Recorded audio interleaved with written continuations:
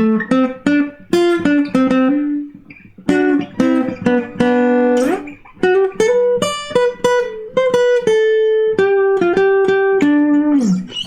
board game brothers and sisters, and welcome to another episode where I'll be letting you know if Kickstarter's launching this week. I have been messing around with my audio levels. I hope this sounds a little bit better. I did take a few lessons learned from last week's episode and figured out that my audio was just completely messed up, and I think maybe it's better now. I hope it is. It always scares the crap out of me anytime I touch any of this stuff because I have been known to occasionally lose audio, possibly recently. Yes, not fun. Hello board game brothers and sisters, I'm Adam Singer and welcome to another episode where I'll be letting you know if Kickstarter is launching this week. If you're new to the channel, we do this every week going over all the Kickstarter and GameFound campaigns that are coming out over the next week. So if you want to stay up to date with all the campaigns, this is the place to be. And that being said, you'll also want to go ahead and check out Board Game Co. and subscribe to his channel if you haven't already because he provides all sorts of excellent content. But he also just released a video going over February and went over a lot of the campaigns that are going to be launching this month. So if you want a bit of a sneak peek of what's to come, definitely check out his video and I'll leave a link to that right up here. Before we get started, I do like to go over a few new announcements and discoveries that I just found out about in the last week.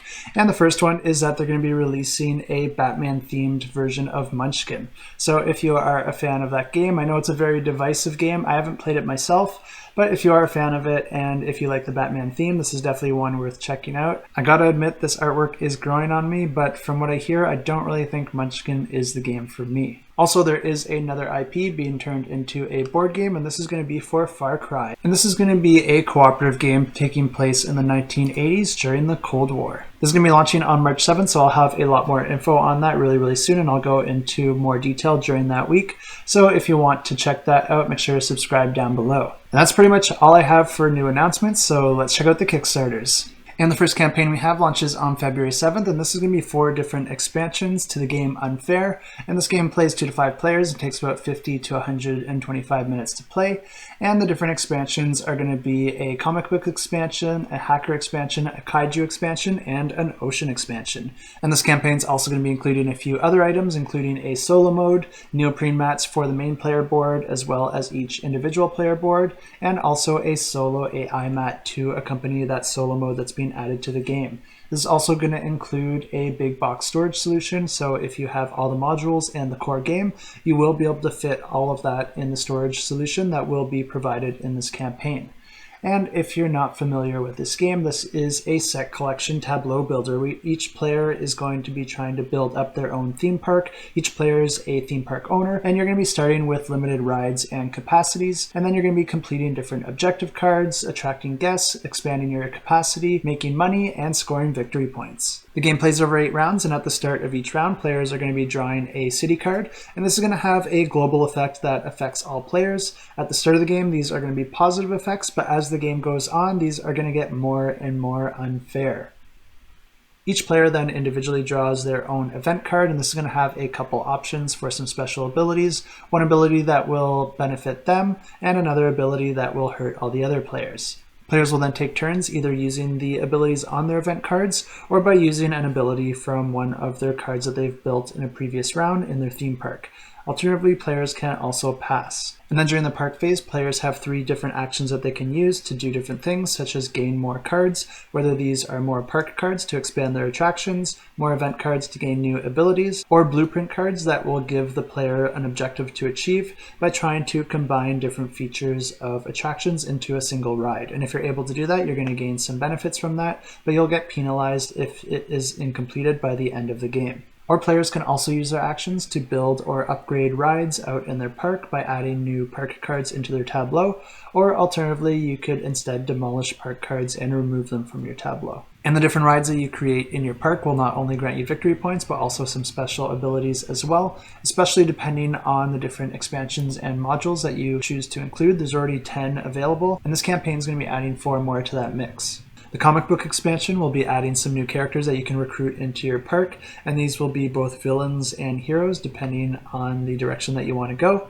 The kaiju expansion will introduce some giant monsters into the park, and you can either benefit from the chaos that they bring, or you can gain some rewards by trying to fend them off. And the Hacker expansion allows players to break into the networks of their opponents, stealing money from their accounts, or potentially causing some other technological failures. And then there's the more relaxing Oceans expansion, where players can have another layer of collection by adding different sea creatures and national treasures into their park that they can then put out on display for different benefits. And if this is a campaign that you are interested in, I have links to this and all the other campaigns in the description below. And the next campaign is on February 8th, and this is for Astro Knights, and this plays 1 to 4 players. It takes about 45 minutes to play, and this is a campaign that they were planning to launch 2 weeks ago, and then they pushed it to last week, and now I think they're pretty confident that it's going to be launching this week, but because I already thought it was launching, I already recorded the footage for this. So here is the previously unreleased footage of Past Me explaining what this game is all about. And this is a cooperative card drafting deck building game where players are going to be fighting against a giant monster. And this game does take inspiration from those early 90s cartoons, but then mixes it with a sci-fi theme. But one thing to note here is that this game is actually iterating on the system that's used for Aeon's End, so if you're familiar with that game, this one's going to be very similar to it, but there are a few different changes that are going to help with setup of the game and streamline a few things so that the game plays a little bit faster. And even though on BGG it says that this is re-implementing that game, I don't think this is actually replacing Aeon's End. I think there's still going to be more added to that series. But if you do like that system, but you're not a huge fan of the grimier artwork, this is going to be a really great option since it's adding a lot of color to a well-known system. In this game, players are going to be superheroes working together to fight back against some intergalactic threats. And the power that these superheroes have, among other things, is that they're able to convert any sort of fuel into energy that they can use to activate unique abilities and power up various weapons. And just like in Aeon's End, players are going to be deck building and card drafting and then fighting against a single monster and its minions, trying to protect a town or planet or universe. The cards you play will also net you different resources, which you can spend to get new cards to add to your deck. And something that makes this system a little bit different from other deck building games is that when you do run out of cards in your deck, you don't reshuffle them and start over. Instead, you just flip it over and then you deal from the other side. So you can actually kind of set the cards that you're going to get as you play the game. If you want to know how this plays differently than Aeon's End, there's really 2 big changes, and those are the bosses and the supply. The way that the bosses work in this one is that they're going to have decks that are unique to them with no shared cards across the different bosses. So they're all going to be completely unique. The different decks will be of varying sizes, making different difficulties and making the bosses feel very different from each other, because when their deck does run out, it gets leveled up, and when you reshuffle it, you're going to put a level token onto that deck, which makes that boss even stronger. And that's just the biggest change with how the bosses work, but then that is also going to be incorporated in some of the different aspects of how you interact with those bosses. So there's actually going to be a few different mechanisms that are branching off of that. Then the second change is to the supply, and the change here is that there's going to be 6 supply decks, which are going to be divided by their cost and the type of card. And this is going to guarantee that you're going to have access to both some more powerful and expensive cards and some lesser, more affordable ones. But other than that, this is going to be very similar to Aeon's End, so if you are interested in this one, I definitely recommend checking out some playthroughs or reviews on Aeon's End, or even trying to get your hands on it and try it out for yourself during the campaign, because then you'll have the best idea if this is a game that you'll enjoy. And if players are able to work together and build up their decks and take out that big boss, then they win the game. Otherwise, they are losers. And launching on February 8th, we have Rolling Heights, and this plays 2 to 4 players and takes about 45 to 60 minutes to play. And this is coming from the designer John DeClaire, who is an excellent designer, but he's more famous for creating card crafting games where you're actually building up the cards throughout the game. He's also had his hand in a few other excellent games like Space Base and Cubitos. And this one is completely different from all of those. And this is a competitive game where players are contractors back in the 1920s, and players are going to be trying to gain different resources like steel, wood, glass, and concrete in order to build different buildings, secure different plots of lands, and eventually build skyscrapers. And in order to do all this, players are going to need some workers, and this game has a really interesting mechanism with how it incorporates those workers into this game.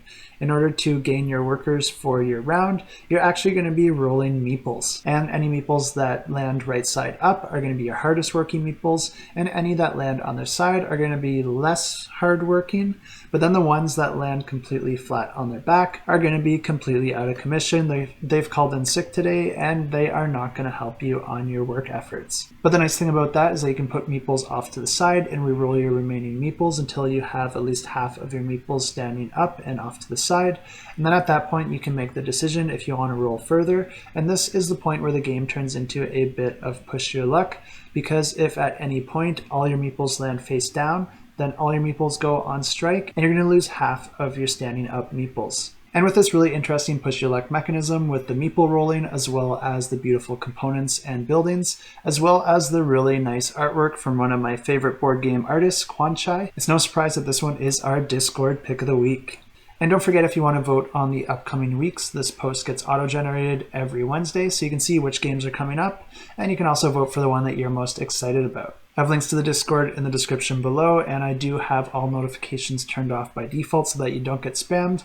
But if you do want to get notifications of posts like this, just go ahead and check out the Rolls channel, because you can go ahead and just click on these different emojis to opt into whatever notifications that you do want to get. And players will be using those workers to gain different resources, which they can use to purchase different plots of land out on the board, securing that for themselves. And then also using those resources to build different buildings on those plots of land, which will gain them prestige, as well as new workers to help you construct even larger buildings.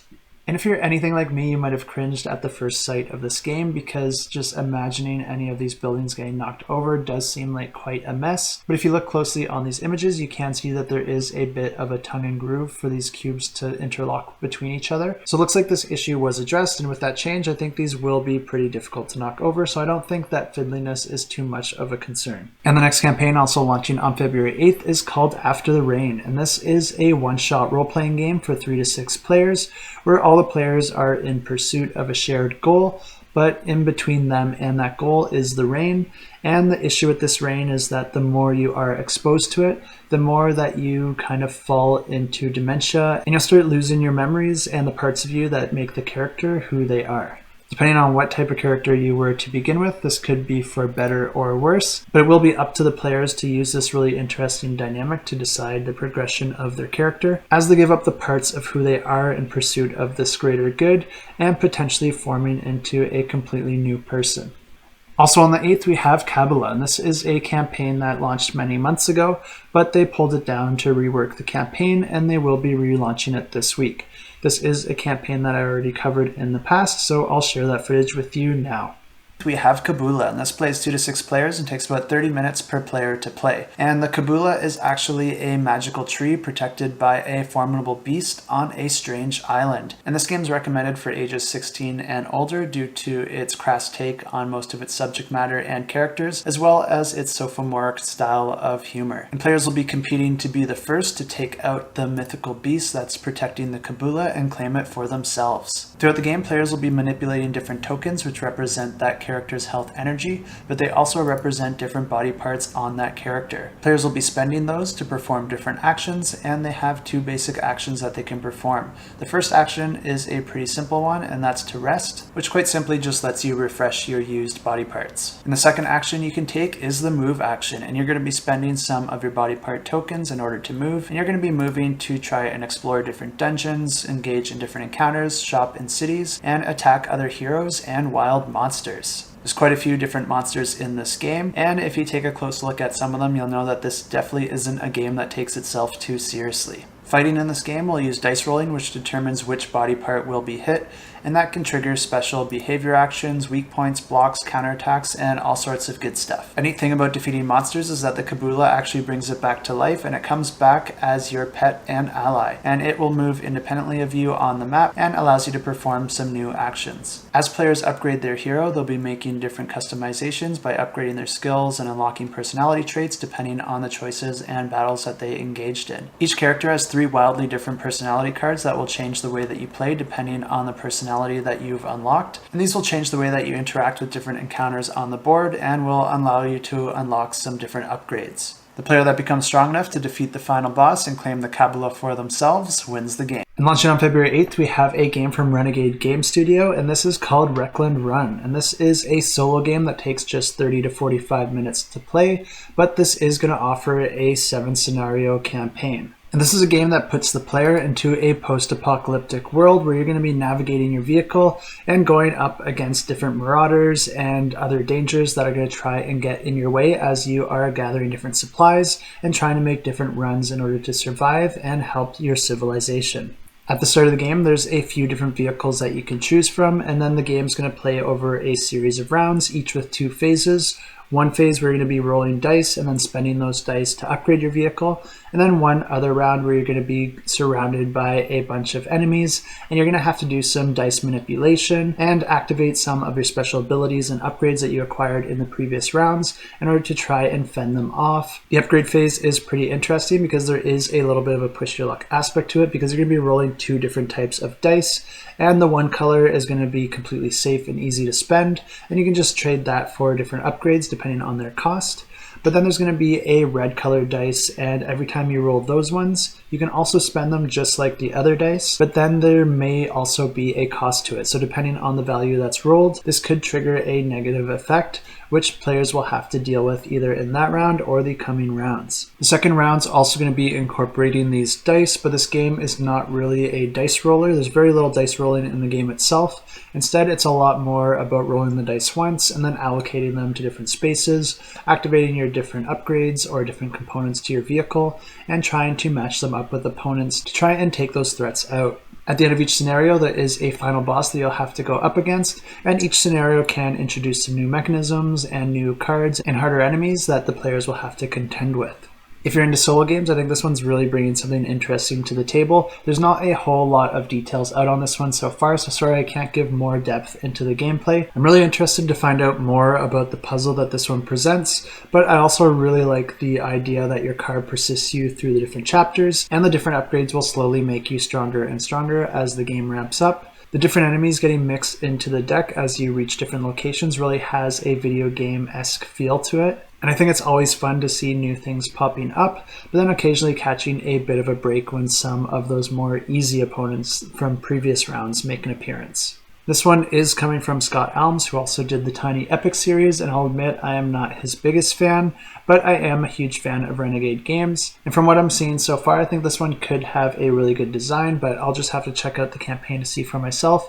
If you are subscribed on the Patreon, I'm sure I'll post an update giving you my final thoughts. But unfortunately, there isn't too much out on this one yet, so it'll have to wait until that campaign launches. Also launching on February 8th, we have Iron Forest, and this plays 2 to 4 players and takes about 30 minutes to play. And this is a competitive team-based game where one player is going to be playing as the clan of robots and the other team is going to be playing as the clan of animals. And you might notice some similarities to another dexterity game known as Ice Cool, because this is coming from the same publisher. This one does take it to a whole other level though, because there's literally going to be another level to this board, and they are giving you a catapult as well, giving you more options of how you're going to toss your little miniatures around the board. The way that this game works is that players are going to take turns either flicking or catapulting their little miniatures onto the board, and then players are going to be trying to achieve different objectives and inflict damage on their opponents by making their miniatures bump into other miniatures out on the board or other items that might be out on the board as well. If you're able to do this, you will gain different upgrades that will make your character just a little bit more stronger, and the first team that is able to complete their objective first will win the game. If you're a fan of Ice Cool, I think you'll definitely want to check this one out. Or if you were not a fan of Ice Cool, I think this one does give a very different flavor to the game, and it also introduces an art style that's a little bit more mature, but is still perfectly acceptable to play with younger players. I have seen a lot of different dexterity games that either incorporate flicking or a catapult, but I don't think I've ever seen them together in a single game, which I'm really surprised I haven't seen that before. But this one has both, and I think it does a great job with both, especially with those multi-level boards. And the fact that you're catapulting those little weeble wobble miniatures just makes this look way more fun. And if you want to see more, I have links in the description below. And the next campaign, also launching on the 8th, is another one that I've covered months ago, but it got pulled down so they could reconfigure and relaunch. And this one is called Floating Floors. And this plays 2 to 4 players. It takes about 30 to 60 minutes to play. And I will let my past self explain what this game is all about. And next we have Floating Floors, and this is a tactical balancing ninja duel that plays 2 to 4 players and takes about 30 to 60 minutes to play. In this game, players each contribute to a difficult path of floating floors for their opponent to attempt to cross. This is done by balancing tiles on small cubes so that when they are left alone, they are stable and complete. Tiles have black spaces and white spaces, and a player's ninja may only stand on the spaces that matches the color of their ninja meeple. Players will have to be careful as they navigate these tiles because the weight of their ninja may cause the tiles to collapse if placed incorrectly. A skilled ninja may use a counterbalance to make some unexpected movements possible. And the first ninja to claim all 4 of the Benson seals concealed by their rival wins the game. And the next campaign, also launching on the 8th, is another one from Scott Elm, so kudos to him for all the hard work and pumping out all these different games. But this one is called Silicon Valley, and it plays 1 to 4 players and takes about 60 to 90 minutes to play. And this is a game all about founding your own startup company, and this is in a world of limited ideas, limited funding, and limited talent. And you're going to be competing directly with your opponents to try and scoop up as much market share as possible, scoop up as much funding, acquire the best talent that you can, come up with your own ideas, and possibly gather some inspiration from your opponents as well and try to do it better. Players will be giving up their social lives altogether and then spending their Fridays and Saturdays editing YouTube videos. Oh wait. Players will want to reinvest the income that they have back into their company, but then also get a little help from some angel investors if they're able to acquire some funding to expedite the growth of their company and be the first one to hit that $1 billion valuation. There's not a whole lot of info out on this one right now, but it is a Euro game, and if you're ever wondering why I'm always filming my videos at night, it's because 7 years ago I decided to co-found a company with some friends, and it's going great, but it's a lot. But when we do hit that $1 billion valuation, you can bet that there will be a lot more YouTube videos coming out of this channel. And those are all the campaigns I have for you this week, but don't leave yet because we do have a few awesome giveaways to announce. And the first one is going to be for Thunder Road Vendetta. And this is by Restoration Games, and this is a re-implementation of the original game, Thunder Road.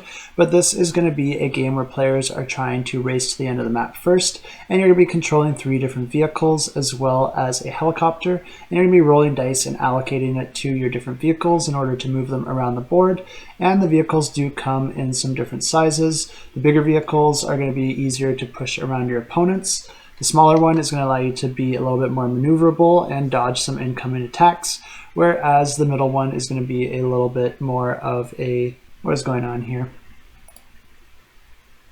Whereas your middle vehicle is going to be a little bit more well balanced. Players will also be trying to avoid different terrain and hazards along the way, while maybe trying to push your opponents into those hazards. Because not only can you win by being the first to reach the end of the board, you can also be the last person standing, and that will also secure you the win. And this giveaway is going to be for the Hit the Gas pledge, which will get you a copy of the game along with a free mini expansion and all unlocked stretch goals. And under this giveaway, just leave a comment down below with the hashtag ROAD and let us know what your post-apocalyptic vehicle of choice would be. I would definitely go with a sports car, like an old muscle car, something like a 69 Camaro. Why isn't there any iconic 69 Camaros? We need an iconic 69 Camaro, and I will do it if no one else is. It's a really sweet car. And the next giveaway we have is for Monsters and the Things That Destroy Them. And this is a lighter party game where players are going to be managing a hand of 3 cards that they'll be able to manipulate and upgrade throughout the game depending on what cards they hold. But the whole goal of the game here is to have the most points at the end of the game, and each card will have a special ability as well as a number of points if you're able to hang on to that card until the end of the game. There are some different types of cards as well, some that don't actually grant you victory points but will allow you to perform some special abilities throughout the game. So you'll want to take advantage of those when you can, but then try to land at the end of the game with those high scoring cards. Every card players do acquire into their hand is public information, so you'll have a good idea of which cards players are keeping, but players will be able to discard them throughout the game, so you'll just have to do your best to try and figure out what exactly your opponents are trying to do. If you think you know exactly which cards your opponents are going for, you can also hang on to some cancel cards, which will cancel certain cards for the end of the game. So even though you may not have the most highest scoring cards, you could cancel a portion of your opponent's points at the end of the game, securing you the win. The thing that I think makes this game just a little bit more special than a lot of other party games is that every power is unique in this game, so it does give you a lot of variability and some very different experiences from game to game. But then also your discard pile plays a big role as well, because you're going to be using different cards to try and manipulate your discard pile, get certain cards out or into it, and then use those cards to your advantage in various ways. And this giveaway is going to be for the Dark Pledge, which is going to get you a copy of the core game as well as some digital content. And to enter this giveaway, just leave a comment down below with the hashtag DARK and let us know what your favorite monster is. For me, I really do like the H.P. Lovecraft mythos. I really like the idea that all these different entities are so far beyond our comprehension that they just make you go insane. So either that or the smoke monster from Lost. Holy crap, that time travel just ruined that series. And the last giveaway we have is for Legend Has It, and this is a really interesting party game that has a mechanism that I've never seen in any other game before. But basically you're going to be putting different cards out on the table and then drawing a timeline card. And the timeline card is going to have an icon on it, and you're going to match it up with these blue cards out on the table. And these cards are going to tell you which page, paragraph, and sentence you have to go within any book of your choice to try and get some inspiration to tell a story of what's happening on the timeline as it unfolds throughout the game. As the game progresses, players will add more and more timeline cards, connecting different timelines together, splitting them apart, or crossing them over, and players are going to have to tell that whole story and these different periods where timelines start and end, and the reasons for each of those. I think this would be an especially fun game to have if you run a book club or anything like that, because I think it would be really welcoming in that scenario. And this giveaway is going to be for the physical edition of the game, and to enter this giveaway I'm going to do something a little bit different here. What you have to do is go ahead and check out our Discord. I'll leave a link to that in the description below. And then all you have to do is check out the giveaways channel, and there'll be a post there announcing the giveaway. And all you have to do is click the little emoji under it, and that will get you automatically entered into that giveaway. And I definitely recommend exploring the Discord while you're there. Don't forget to check out the Roles channel, because you can subscribe to get different notifications of new games as I find them, so that you can get a little bit of an advanced notice. Or you can just get notified anytime that I do publish a giveaway on the Discord. Good luck in the giveaways, but now let's go ahead and draw the winner for last week's epic giveaway. And this was for La Granja Deluxe Master Set. And to draw a winner here, I use this fancy application. And all these extra names down here are bonus entries for my Patreon subscribers. So let's go ahead and draw those comments from last week's video. And go ahead and draw the winner. And to enter this giveaway, I'd ask the viewers if they have ever been to Spain, where this game takes place. And our winner is Kian Vanderveer. Congratulations, Kian. I'll reach out to you and let you know that you won yourself a pledge for La Granja. As always, thanks for tuning into the video and joining in on the fun. It's been a really crazy past few months for me, just with work just being crazy as usual, and then renovations and trying to build a few different side projects that I've been working on. I'd actually planned to take 2 weeks vacation about 3 weeks ago, but my substitute ended up having some really exciting news for their family, so I ended up substituting for him, so it's kind of been the opposite of a vacation. It's been quite a lot for me lately, especially since I don't even remember the last time I took vacation. It's been exciting nonetheless, and I will be taking some vacation now. A little bit of a break will definitely be good for me. I'm excited to work on a few of my own personal projects, and I might post up a special video going over some of those because I do have some footage. I'm not sure what it'll look like, but I really do enjoy posting something a little bit different on the channel now and again whenever I get time. Dice Tower West is also coming up in the first week of March, so I'm considering taking a half week off to check that out. Let me know if you're going to be going there. I'm still not completely sure, but the flight is very reasonable. I think I'll make my decision within the next week whether or not I'll be going, so I'll let you know in the next video what I decide. But definitely let me know in the comment section below if you are planning on going, because if a lot of you are going, I think it'd be a lot of fun to go as well. Maybe I'll get the chance to meet a few of you, and maybe you'll get the chance to beat me in a board game. Maybe. These are all new things to me, but they all sound like a lot of fun. So until next time, keep that shelf cluttered and the table full.